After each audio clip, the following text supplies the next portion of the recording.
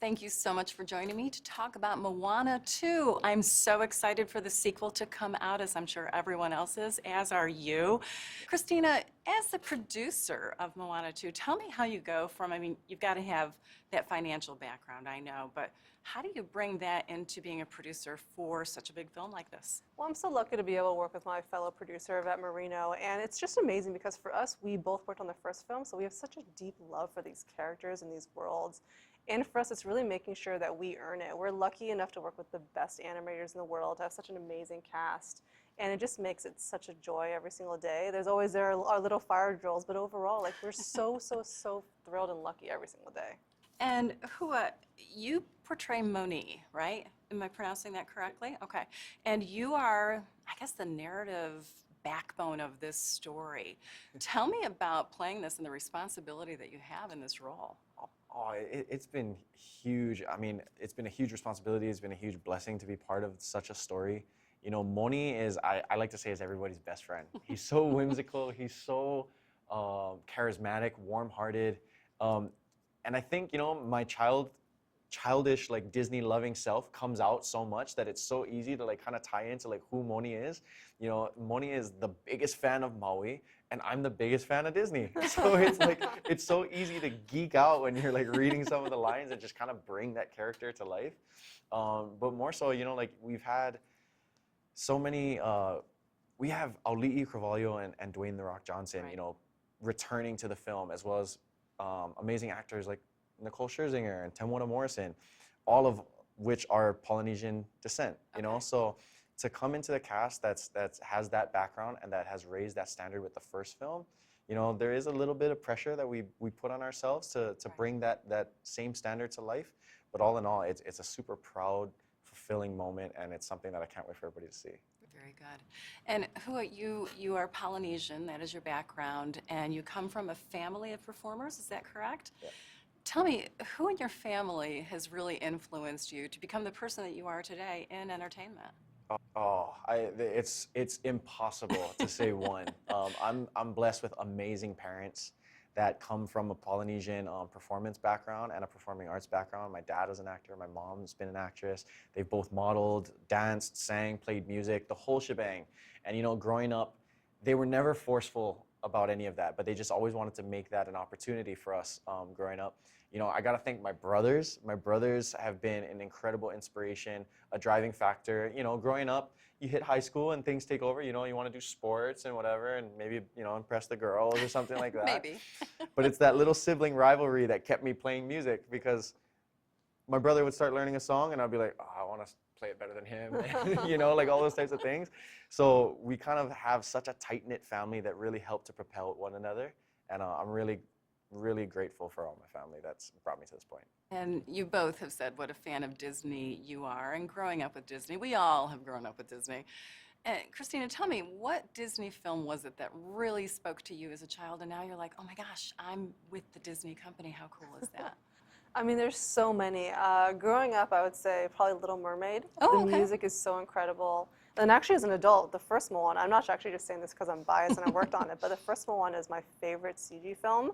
I just love that she's such a badass like hero, and she's not afraid to love what she loves. Very good. How about you? That's super hard. I mean, obviously Moana, you know, like when Moana, the first Moana came out, it was an incredibly prideful moment for our people. So that definitely goes in the books as one of my favorite. But honestly, and I've come to realize this in recent times, one of my favorite Disney films was Hunchback of Notre Dame. That's a good one. Yeah, it was such a, some could say, controversial story, or like such a pretty eye-opening story and darker Yeah. story. But it really pushed through to show you how to love, you know, how to love for one another and care for one another. And, you know, perhaps I'm seeing the glass half full, but that's the thing that I fell in love with that movie. Plus, I love the richness in the music. Oh, yeah. Very It's good. amazing. And looking at Moana 2, and everybody knows the story of Moana, without giving any spoilers away, Christina, can you share with us something that you're really excited, or maybe even like a thematic element that you're excited to share with everyone? Yeah, I mean, this film is really, if the first film is about who Moana is as a wayfinder, this film is really about who Moana can be as a wayfinder. It's all about who she is as a leader. She has an amazing crew now that Moni is a part of, as well. We also have a farmer and an engineer as well. And it's really just seeing how, as you grow up, the stakes are so much higher, which I feel like is so universal in any stage of our life. Very good. Hua, can you tell me a little bit about, I mean, when we portray anybody as an actor or actress, you impart a little bit of yourself into that role. How do we see you in your character of Moni? Well, I mean, aesthetically, it's really easy. Moni is about 6'3", 6'4", and even though I'm sitting, Exactly. I'll let you believe that I'm about 6'3" or 6'4". But I think it's simply put, I think it's just the smile. You know, the smile brings so much life into the character. You know, like I'm a very smiley person, and I love to joke about everything. I feel like, you know, it's good for the heart. It's good for the blood flow. So I think just kind of like the personality is in Moni tenfold. You know, he's always up for a good time. Like I said, he's everybody's best friend. He's everybody's biggest cheerleader, and that's how I try my hardest to be in real life. Very good. Tell me some of the challenges for you in being a voiceover actor. I know you've done on screen as well, but tell me about some of the challenges you face in creating Moni and bringing that personality to life. I think probably the greatest challenges is you really have to tap into your own experiences. You know, you tap into your own experiences and you bring those experiences back to life so that you can experience them in the booth, so that you hear it in the voice, you hear it in the performance. And sometimes, you know, like getting out of those experiences can be a little tough, you know, like mentally, emotionally.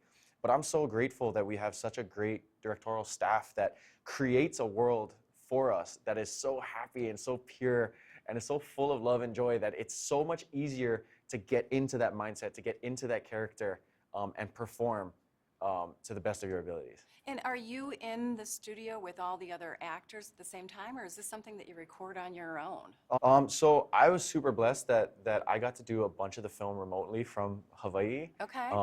Best place on earth. But I was yeah, so agree. blessed that I got to do a bunch of the work from Hawaii. But every chance that I could, I would take a trip up to Burbank and come in and spend the time with everybody in the studio. You know, do a few sessions, really try to learn what everybody does, because we are a kako, or like a collective. You know, we say kako in Hawaii, and being able to appreciate what everybody brings to the table, because then it enhances what you want to do. Right. You know, because you want to contribute just as much as everybody else does. Do you have a message for other Polynesian kids that are going to be watching this so that they say, hey, look, this guy is portraying Moni. I can do that too. What message do you want to send to them? Oh, the biggest message that I have is I am a small town Kaneohe Oahu boy, you know? And it's kind of like the underlying tone and theme of the story is to evolve, you know, progress to what your heart desires. You know, don't let anything get in your way. Don't put up boundaries for yourself just because we live in small islands in the middle of the Pacific.